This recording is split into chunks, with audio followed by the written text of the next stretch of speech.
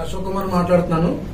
నిన్న 28/8/2024 తేదీన సాయంత్రం 4 గంటలకి హౌసింగ్ కార్పొరేషన్ సంబంధించిన ఏఈ గారు భాస్కర్ గారు కంప్లైంట్ ఇవ్వడం జరిగింది. వాళ్ళు ఆయన కంప్లైంట్ లో ఇలాగ వాళ్ళకి సంబంధించిన గవర్నమెంట్ కి సంబంధించి దొంగతనం చేసుకెళ్లిపోయారని ఒక 4 పేరుతో కట్ట అశోక్, పండు, కాంట్రాక్టర్ సాయిరాము, ఆదిమూలపు సాయి మణికంఠ, వాసుచెట్టి చంద్రశేఖర్ అని వారు దొంగిలించారని కంప్లైంట్ ఇవ్వడం జరిగింది.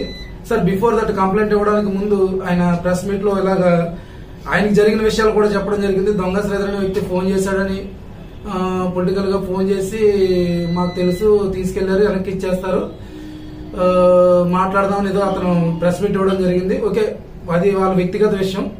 కేసు దర్యాప్తుకు వచ్చేటప్పటికి ఎవరు ఇన్వాల్వ్ అయ్యారు, ఎవరు చేశారు దొంగతనం, అది ఎక్కడ తీసుకెళ్లారు అన్న వరకు మాత్రం మేము ఇన్వెస్టిగేషన్ చేస్తాము.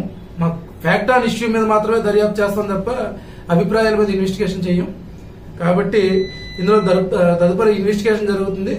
పూర్తి స్థాయి ఇన్వెస్టిగేషన్ అనంతరం దీని మీద ఏం జరిగింది ఏంటనేది పత్రికా విలేకరులకి ఖచ్చితంగా తెలియపరుస్తాం.